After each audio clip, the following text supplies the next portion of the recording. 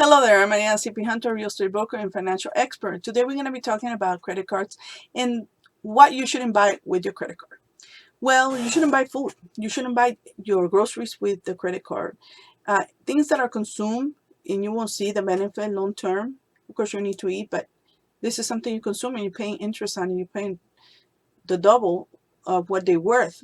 So don't buy your groceries. If you're not able to buy groceries, you need to go figure out how to create more income because you're in trouble financially. Okay, you shouldn't buy um, groceries, and if you are doing that, then let's say that it's because you're in between paychecks.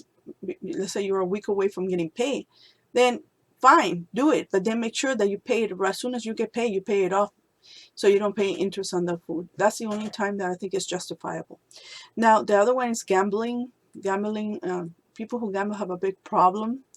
They top off their cards, they get cash advancement, and that's when it gets really ugly.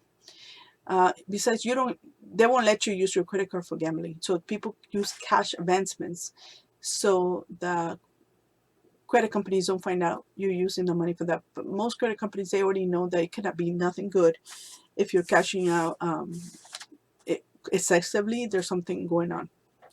So don't use it for gambling. Don't use it for plastic surgery.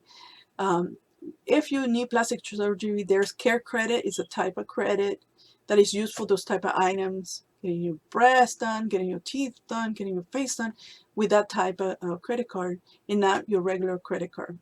Your wedding. Save for your wedding if you want to get married. People are they get divorced way before they pay off the wedding. It's really sad, but it's the truth. And they end up getting divorced because of that. They spend so much money on the wedding that they're gonna have so much debt in the first couple of years of marriage that they end up in divorce because of financial debt. So don't you want to get married, start saving for your wedding and don't put it there. The IRS or taxes for your home, don't pay them with your credit card as well.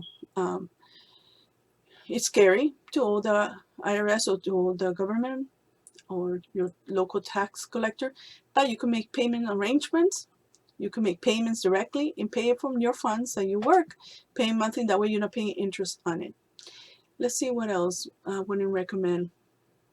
Student loans. Student loans, or your student or your education. Get a student loan or try to get a grant. Even better, try to get a grant. That way you don't use your credit card because the interest is crazy. It's not the same if you get a student loan, and make sure it's a government loan, not a regular conventional loan, because the interest is big difference.